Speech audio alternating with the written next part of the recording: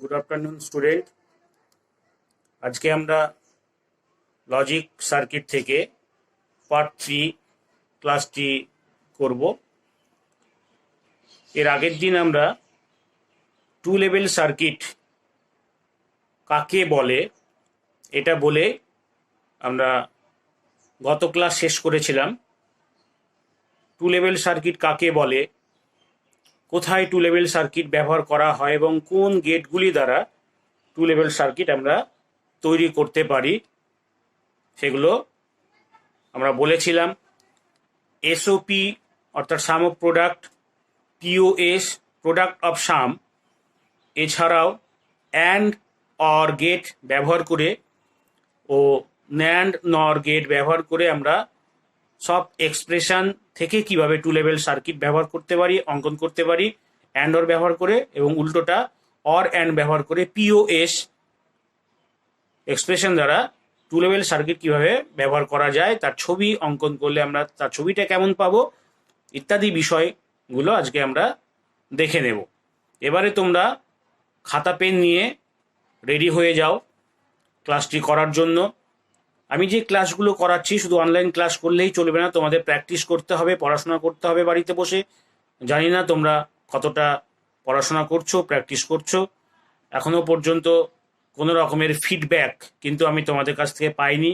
আমি আশা করব যে ক্লাসগুলো অলরেডি এখানে হয়ে যাচ্ছে অনলাইনে, আমরা তোমাদের পরিষেবা দিচ্ছি, সমস্ত টিচার, সমস্ত সাবজেক্ট, তোমাদের দ্বাদশ শ্রেণীতে প্রত্যেককেই বলবো তোমরা পড়াশোনা করো, খাতায় অনুশীলন করো এবং ফিডব্যাক দাও আমাদের। নিশ্চয়ই হোয়াটসঅ্যাপ নাম্বার স্যারদের তোমরা জোগাড় করছো, সেই হোয়াটসঅ্যাপ নাম্বারে তোমাদের সমস্যা, তোমাদের পড়াশোনার কোয়ারিজ এগুলো তোমরা পাঠাও, আমরা সেগুলো সমাধান করে তোমাদের ফেরত পাঠাবো। তাহলে এসো আমরা মূল পড়াশোনার মধ্যে ঢুকে যাই। খাতা পেন নিয়ে রেডি হও। আমরা এবারে টু লেভেল সার্কিট থেকে আজকের পার্ট 3 লজিক গেটটি শুরু করব। তাহলে তোমরা দেখো কিভাবে এসওপি অর্থাৎ সাম অফ প্রোডাক্ট এই এক্সপ্রেশন ব্যবহার করে আমরা টু লেভেল সার্কিট তৈরি করতে পারি। এটা আমরা দেখব এসওপি অর্থাৎ সাম অফ প্রোডাক্ট ব্যবহার করে কিভাবে টু লেভেল সার্কিট আমরা তৈরি করতে পারি। তো এসওপি এক্সপ্রেশনের মাধ্যমে অ্যান্ড অর লজিক গেট ব্যবহার করে টু লেভেল সার্কিট আমরা ছবি অঙ্কন করে দেখাবো। কি বললাম? এসওপি এক্সপ্রেশনের মাধ্যমে অ্যান্ড অর এই দুটি লজিক গেট ব্যবহার করে আমরা টু লেভেল সার্কিট কিভাবে তৈরি করা যায় সেটাই এখন দেখব। প্রথমে আমি ছবিটা অঙ্কন করে নিই, তারপর তোমাদের বিষয়টি ব্যাখ্যা করছি। এ বি দুটি ইনপুট অ্যান্ড গেট দ্বারা যুক্ত করেছি। সি এবং ডি আরও দুটি ইনপুট, আবারও তাদের অ্যান্ড গেট দ্বারা যুক্ত করা হয়েছে। তারপর এই অ্যান্ড গেট দুটিকে আমরা অর গেট দ্বারা যুক্ত করলাম, যার output F equal to A dot B plus C dot D. দেখো এই ছবিটা ভালো করে বুঝে নাও। এবার এই ছবিটার ব্যাখ্যাটা আমরা যদি করতে চাই তাহলে কি দেখাচ্ছে? এক্ষেত্রে দেখা যাচ্ছে এ ও বি এবং সি ও ডি রাশিগুলির প্রোডাক্ট অর্থাৎ and A dot B and C dot B and এই প্রোডাক্টগুলি শেষে কি হয়েছে? অর অপারেশন দ্বারা যুক্ত করা হয়েছে। অরের ছবিটি দেখো যুক্ত করেছি। আবার এসওপি এক্সপ্রেশনের মাধ্যমে টু লেভেল সার্কিটটি যদি দেখাতে চাই তাহলে আমরা আরেকটি ছবি অঙ্কন করে বিষয়টি বোঝাতে পারি। যেমন দেখো আরেকটি ছবি আমি অঙ্কন যদি করতে চাই তাহলে এ বি এই দুটি কি হবে? অ্যান্ড অপারেশন দ্বারা যুক্ত করা হলো, গুণ প্রোডাক্ট দ্বারা যুক্ত করা হলো। আবার কি এই দুটি অপারেশন, এই দুটি ইনপুট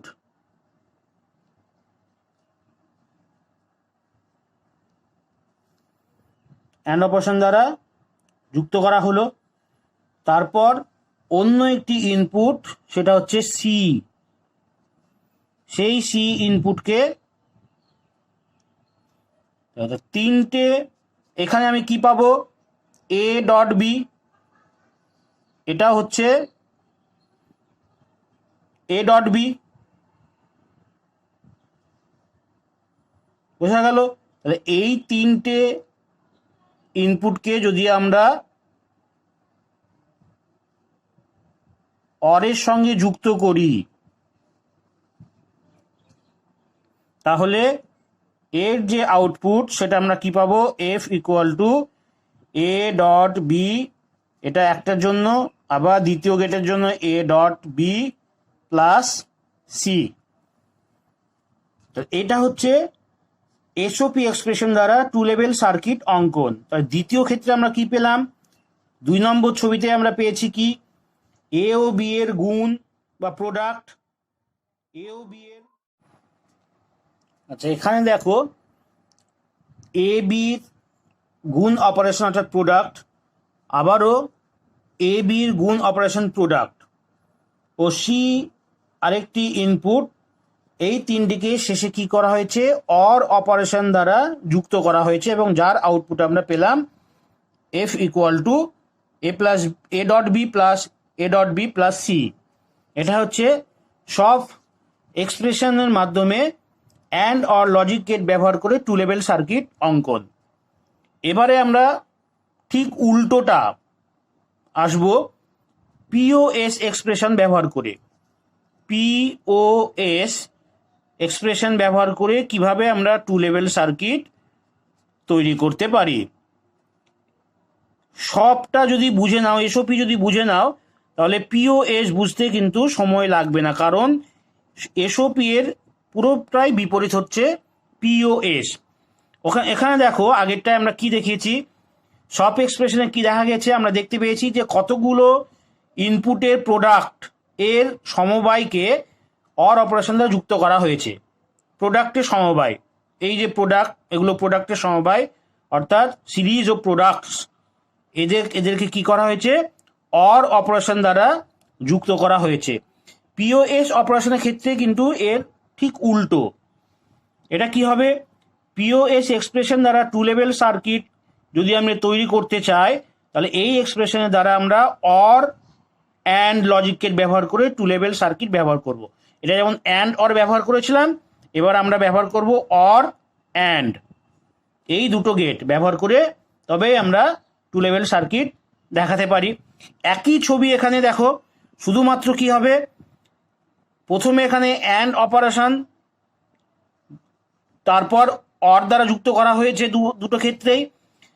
পিওএস এর ক্ষেত্রে কি হবে, প্রথমে আমাকে কি করতে হবে, এ বি এই দুটি ইনপুট প্রথমে আমাকে অর অপারেশন দ্বারা যুক্ত করতে হবে, আবার সি ডি। দেখো এসওপির ক্ষেত্রে ছিল এই দুটো অ্যান্ড, পিওএস এর ক্ষেত্রে এই দুটো হলো অর। এবারে আমাকে এই অর গেট দুটো অ্যান্ড গেটের সঙ্গে যুক্ত করে যে আউটপুটটা আমি পাবো এফ, সেটা সমান সমান কি, প্রথমে হচ্ছে এ প্লাস বি, যেটা এ ডট বি ছিল সবের ক্ষেত্রে, তাহলে A plus B C plus D. বোঝা গেল, এটা হচ্ছে সি প্লাস ডি। সবের ক্ষেত্রে এখানে কি ছিল, এখানে এ ডট বি ছিল, এখানে সি ডট ডি ছিল। বোঝা গেল। একই রকমভাবে আমরা যদি দেখতে পাই যে এ ও বি, এ একটি ইনপুট, বি একটি ইনপুট নেওয়া হলো, তাকে অ্যান্ড গেট দ্বারা অর গেট দ্বারা যুক্ত করা হলো, আবার এখান থেকে আরেকটি অর গেট দ্বারা যুক্ত করা হলো, এখানে একটি সি ইনপুট নেওয়া হলো, সেই ইনপুটকে আমরা কি করব, একই রকমভাবে অ্যান্ডের সঙ্গে যোগ করব। এই অ্যান্ডের সাথে আমরা যোগ করলাম।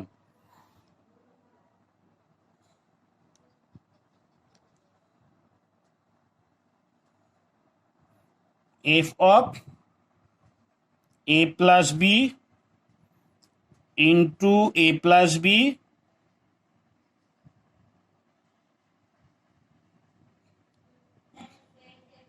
Into C.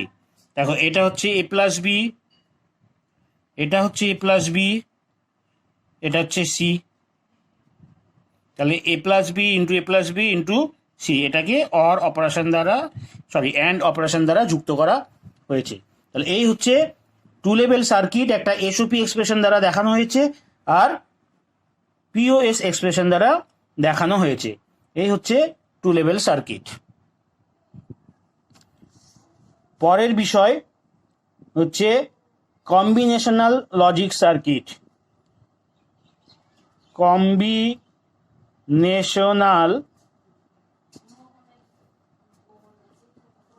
লজিক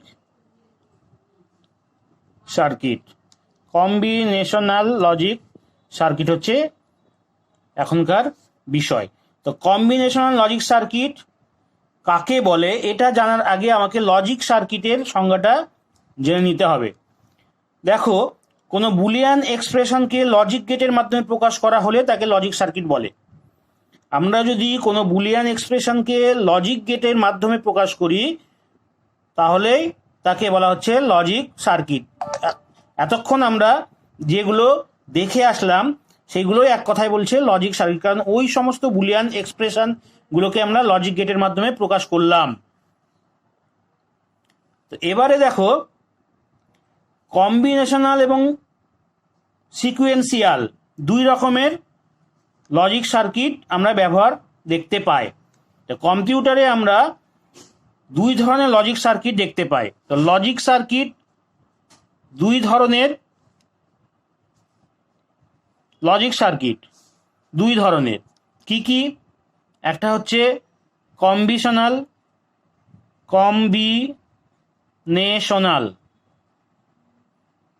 একটা হচ্ছে sequential.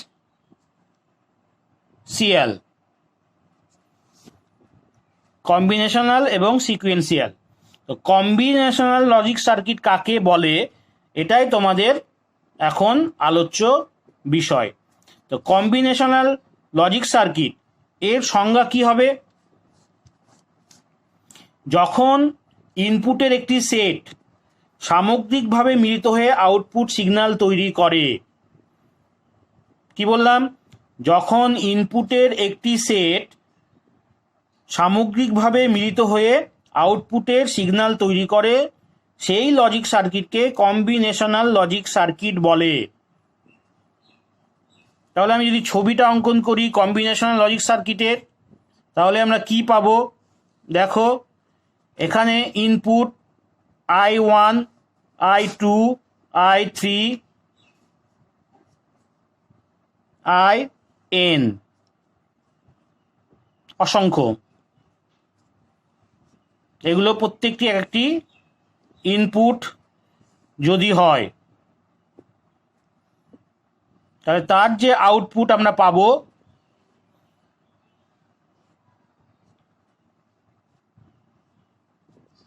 O1, O2, O3, ON। তাহলে এটাই হচ্ছে combinational logic circuit.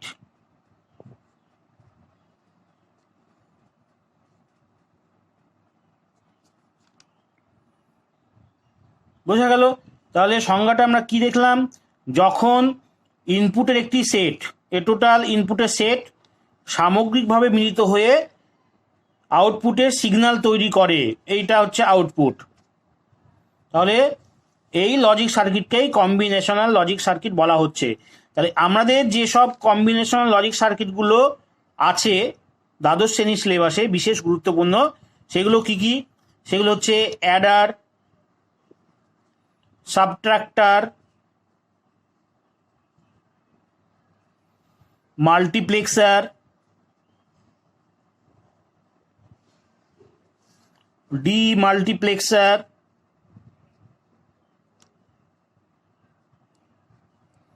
Decoder, encoder ইত্যাদি। তাহলে দ্বাদশ শ্রেণীর পাঠ্যসূচিতে তোমাদের যে কম্বিনেশনাল সার্কিটগুলো লজিক সার্কিটগুলো পড়তে হবে সেগুলো হচ্ছে adder, subtractor, multiplexer, demultiplexer, decoder এবং এনকোডার। তাহলে আমরা এই সমস্ত কম্বিনেশনাল লজিক সার্কিটগুলো কি এবং তাদের ব্যাখ্যা কি, তাদের লজিক গেট বা সার্কিট লজিক সার্কিট কেমন হবে, সেই সমস্ত বিষয় নিয়ে এবার আমরা আলোচনা করব। দেখো, প্রথমেই আসি 1 নম্বর কম্বিনেশনাল লজিক সার্কিট, যার নাম অ্যাডার। অ্যাডার মানে কি? অ্যাডার মানে হচ্ছে যোগফল নির্ণায়ক। তাহলে এটা কম্পিউটারে কোথায় কাজ করে? দেখো, কম্পিউটারে যে প্রসেসিং ডিভাইস সিপিইউ বা সেন্ট্রাল প্রসেসিং ইউনিট, সেই সেন্ট্রাল প্রসেসিং ইউনিটের 3টে ভাগ আমরা, যারা কম্পিউটার পড়েছো নিচু ক্লাসে তোমরা জানো, মূল 2টো ভাগ এএলইউ এবং সিইউ, সিইউ, এএলইউ এবং CU, arithmetic and logic unit এবং কন্ট্রোল ইউনিট। তো এই যে কম্পিউটারের এএলইউ বা অ্যারিথমেটিক অ্যান্ড লজিক ইউনিট, যার সাহায্যে আমরা সমস্ত প্রকার অ্যারিথমেটিক্যাল এবং লজিক্যাল অপারেশন করে থাকি, কিন্তু এএলইউ কখনোই ডেসিমেল নাম্বার নিয়ে কাজ করে না। আমরা জানি যে একটি কম্পিউটার সবসময় ডিজিটাল বা বিট দ্বারা কাজ করে থাকে, ডেসিমেল সংখ্যা বোঝে না। এএলইউ তেমনভাবেই কোনো ডেসিমেল নাম্বার নিয়ে কাজ করতে পারে না। সেই কারণে আমরা কি করি, এই প্রকার লজিক সার্কিটের সাহায্যে, এই অ্যাডার নামক লজিক সার্কিটের সাহায্যে আমরা 2 বা ততোধিক, 2টো বা তার বেশি বাইনারি সংখ্যাকে যোগ করে থাকি। তো অ্যাডার হলো বাইনারির যোগফল নির্ণায়ক। আমরা যে বাইনারির কথা বললাম, 2 বা ততোধিক বাইনারি সংখ্যাকে যোগ করার কথা বললাম, অ্যাডার কি করে? সেই সমস্ত বাইনারি সংখ্যাগুলোকে যোগ করে। তাহলে আমরা প্রথমে অ্যাডারের মাধ্যমে যে বাইনারি যোগফল, সেই যোগফলের বিষয়টা প্রথমে আমরা দেখে নিই। অ্যাডার যে সমস্ত বাইনারি সংখ্যাগুলোকে যোগ করে সেগুলো কি কি? 0 যোগ 0 সমান 0, আর 0 যোগ 1 সমান 1, 1 যোগ 0 সমান 1, 1 যোগ 1 সমান হচ্ছে 10, আর 1 যোগ 1 যোগ 1 সমান হচ্ছে 11। এটা হচ্ছে বাইনারি যোগ ফর্মুলা। এগুলো তোমরা একাদশ শ্রেণীতে কিন্তু এগুলো পড়েছো, যোগের ফর্মুলা, বিয়োগের ফর্মুলা ইত্যাদি। তো এক্ষেত্রে যোগফলটি 2টি বিট দ্বারা দেখানো হয়, যেখানে বাম দিকের বিটটি ক্যারি ও ডান দিকের বিটটি সাম নির্দেশ করে। আমরা যখন 2টো বাইনারি সংখ্যার যোগফল নির্ণয় করব, তখন আমরা এই 2টো বিটের মধ্যে 0 0 2টো বিটের মধ্যে বাম দিকেরটা হবে ক্যারি আর ডান দিকেরটা হবে সাম। অর্থাৎ আমরা যোগ করতে গেলে 0 নেব, হাতে 0 ধরবো। দ্বিতীয় ক্ষেত্রে আমরা যোগফল 1 নেব, হাতে 0 ধরবো। তৃতীয় ক্ষেত্রে যোগফল 1, হাতে 0। চতুর্থ ক্ষেত্রে যোগফল 0, হাতে 1। পঞ্চমটির ক্ষেত্রে যোগফল 1, হাতে 1। বোঝা গেল? এগুলো হচ্ছে অ্যাডার সার্কিটের কাজ। তো এই যে অ্যাডার, এই কম্বিনেশনাল লজিক সার্কিট সাধারণত 2 প্রকার হয়। একটাকে বলা হচ্ছে হাফ অ্যাডার, আরেকটি হচ্ছে ফুল অ্যাডার। 2 ধরনের অ্যাডার সার্কিট আমরা কম্পিউটারে দেখতে পাই। এবারে এই 2 প্রকারের যে অ্যাডার সার্কিট, তাদের হাফ অ্যাডারের বর্ণনা আমি প্রথমে দিয়ে নিই। হাফ অ্যাডার কি তোমাদের জানতে হবে। হাফ অ্যাডার হলো সর্বাপেক্ষা সহজ কম্বিনেশনাল লজিক সার্কিট, যার সাহায্যে আমরা দুটি বাইনারি বিটকে যোগ করতে পারি। সেটা দুটি বাইনারি বিট আমরা এক্স ওয়াই ধরতে পারি, এবি ধরতে পারি, এম এন ধরতে পারি, পিকিউ ধরতে পারি, যা ইচ্ছা তোমরা ধরতে পারো। এটা একটা লজিক, বোঝা গেল। হাফ অ্যাডার সর্বাপেক্ষা সহজ কম্বিনেশনাল লজিক সার্কিট, যার সাহায্যে আমরা দুটি বাইনারি বিটকে যোগ করতে পারি। দুটি বাইনারি বিটকে যদি যোগ করি হাফ অ্যাডারের সাহায্যে, তাহলে আমরা ক্যারি এবং সাম কিভাবে নির্ণয় করব সেটা একটা ট্রুথ টেবিলের মাধ্যমে দেখানো যায়। সেই ট্রুথ টেবিলটা যদি আমি পাশে অঙ্কন করি হাফ অ্যাডারের, তাহলে কি হবে? প্রথমে আমরা ইনপুট নেব, এটা হচ্ছে ইনপুট আর এটা হচ্ছে আউটপুট। ইনপুট এবং আউটপুটের দুটো বিষয় কি কি, যেখানে বলা হলো একটা সাম একটা ক্যারি। তাহলে ইনপুট দুটি যদি আমরা এক্স ওয়াই ধরি, আর আউটপুটে একবার সাম যোগফল আর একবার হাতের বা ক্যারি। দুটো ইনপুটের ক্ষেত্রে আমরা 2 সমান 4টি ইনপুট আমরা পাবো, ঠিক আছে। 0 0 0 1 1 0 1 1। এবারে আমরা এই বাইনারি বিটগুলো যোগফল নির্ণয় করব অ্যাডার সার্কিটের মাধ্যমে। তাহলে 0 0, এখানে কি আছে 0 0 0, তার মানে কি হচ্ছে দুটোই 0, একবার সামে 0 হাতে 0। তারপর 0 1, এটা কি পাবো 0 1, মানে যোগফল 1, সাম হচ্ছে 1, ক্যারি হচ্ছে 0। 1 0 ক্ষেত্রেও তাই একই, সাম 1 ক্যারি 0, আর 1 1 ক্ষেত্রে 10 যেহেতু হয় এই জন্য সাম 0 ক্যারি হচ্ছে 1। এই হচ্ছে হাফ অ্যাডারের ট্রুথ টেবিল। এক্ষেত্রে যোগফল, সাম এবং ক্যারির বুলিয়ান এক্সপ্রেশনগুলো আমাকে নির্ণয় করতে হবে। যোগফলের ক্ষেত্রে এবং ক্যারির ক্ষেত্রে বুলিয়ান এক্সপ্রেশনগুলো নির্ণয় করতে হবে। কিভাবে আমরা এখানে বুলিয়ান এক্সপ্রেশন নির্ণয় করব হাফ অ্যাডারের ক্ষেত্রে, সেটা তোমরা এবার বুঝে নাও। দেখো, সাম ইকুয়াল টু হচ্ছে এক্স এক্সর ওয়াই, আর ক্যারি